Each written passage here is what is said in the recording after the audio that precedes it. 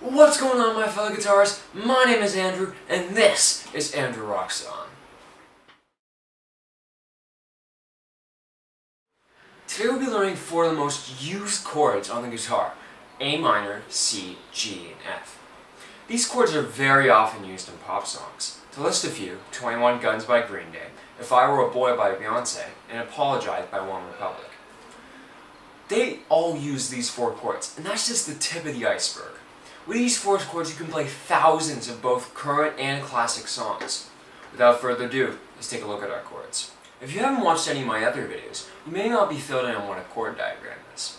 If you're unaware what they are, there will be two videos on screen right now that will take you to see what a chord diagram is. Okay, now into the chords. So this is the full C chord, and this is what it sounds like. As I've already taught this chord, I will leave an annotation on screen to bring you to the new chords being taught if you're only interested in learning them. So as you see on the C chord diagram, the C is played with your first finger on the first fret and the second string. So I'm going to count 1, 2, or the B string. Your second finger goes on the second fret on the fourth string or D string. 1, 2, 3, 4. And your third finger goes on the third fret and the fifth string, or the A string. So 1, 2, 3, 4, 5. That's the C chord. As we see on the chord diagram, there's an X on the sixth string. That means we don't play it. Therefore, we strum from the fifth string down. That's the C chord. Like I've said in the previous two chord lessons, if you've seen them, it's important to go through each of your chords and strum each string individually to check if they ring. If they buzz, there could be a number of reasons. We'll look through some of these as we go through our C chord. Okay, so firstly, your sixth string, it may be muted because your third finger is nudging up on it and causing it to buzz, like that. That should be the only problem with your sixth string. It's open, so it should sound like that most of the time. With your fifth string, you could have your finger too far back on the fret, causing it to buzz. But if you take it as close to the next fret as possible, and you're using the tips of your fingers, then it should ring all the time. With your fourth finger, with your fourth string or your second finger, you could be using the flats of your finger on your third, so it's muting the fourth as it's accidentally touching it. Or it could be that your fourth finger is too far back on the fret, which is causing it to buzz, so just make sure it's up and in front. You should have a nice fourth string. Third string, it could be two reasons. One, your second finger could be going down and muting it, using the flats of your fingers on there. Or it could be the same reason with your first finger. So it could be nudging up on that and muting it. With your second string, it could be because your finger is too far back on the fret, like this. So just make sure it's up on the fret as close to the next fret as possible, and you should have a nice ringing second string. With the first string, lastly, it may be ringing because you're using the flats of your fingers with your first, and you're accidentally muting it like that. If you take it up and you're using the tips of your fingers on all your fingers for that matter, you should have a nice C chord. Now the G chord. This is what it looks like, and this is what it sounds like. As we see on the chord diagram, the G chord is played with your second finger on the second fret and on the fifth string. So we count 1, 2, 3, 4, 5. The fifth string or the A string. Your third finger goes on the third fret on the sixth string, or the low E. 1, 2, 3, 4, 5, 6. And lastly, your pinky goes on the third fret, first string, or high E. With the G chord, we strum all the strings. As we see, there isn't any X's on the chord diagram. That's the G chord. Like I said with the C chord, strum each string individually to make sure your chord rings and sounds good. Let's take a closer look at our G chord.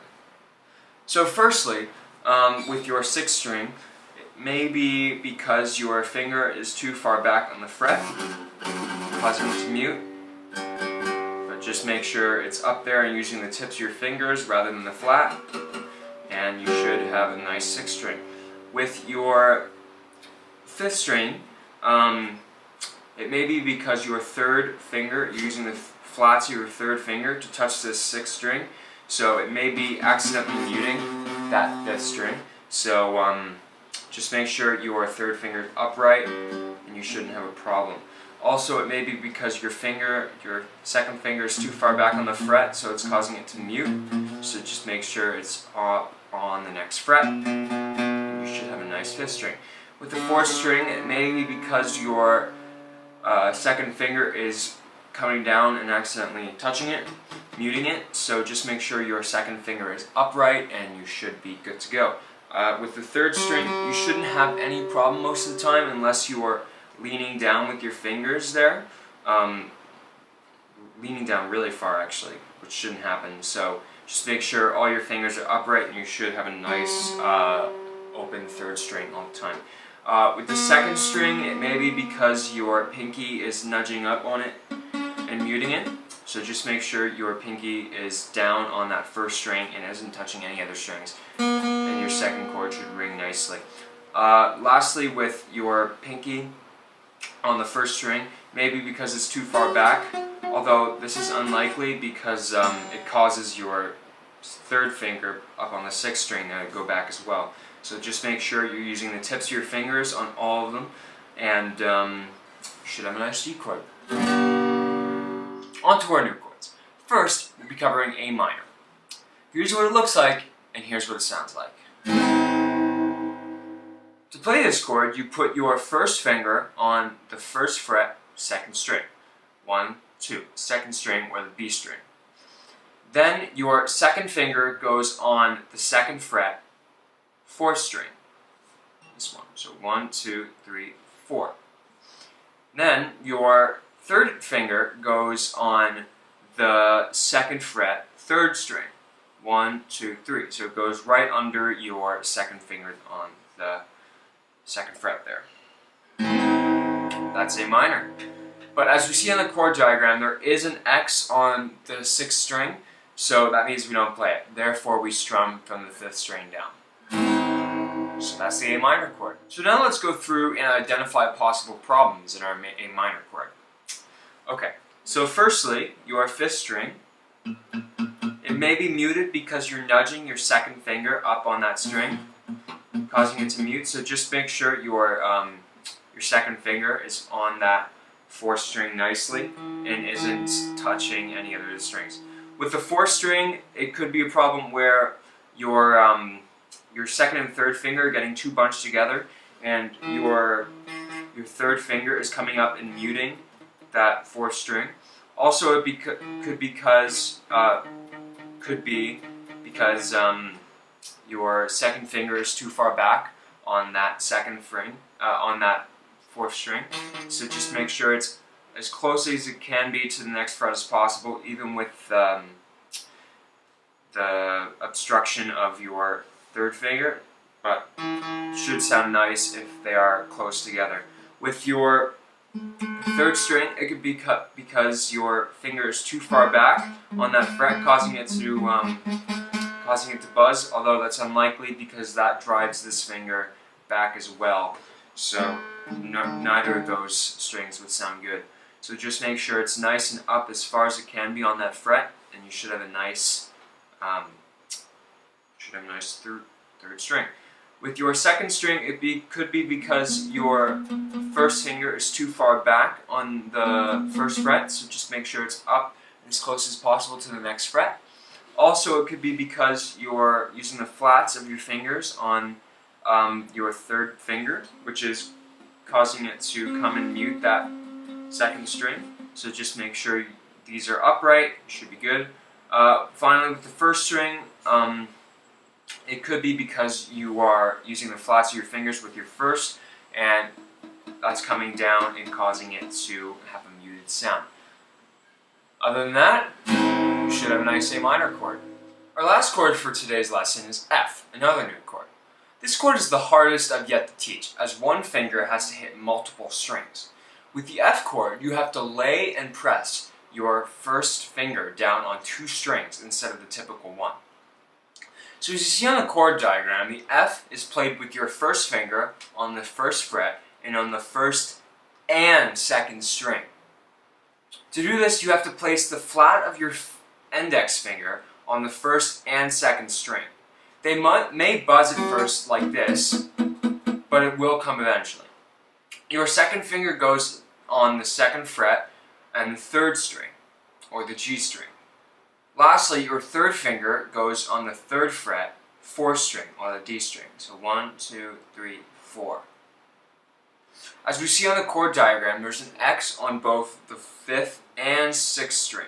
So that means we don't play them. With the F chord, we strum down from the 4th string. That's the F chord.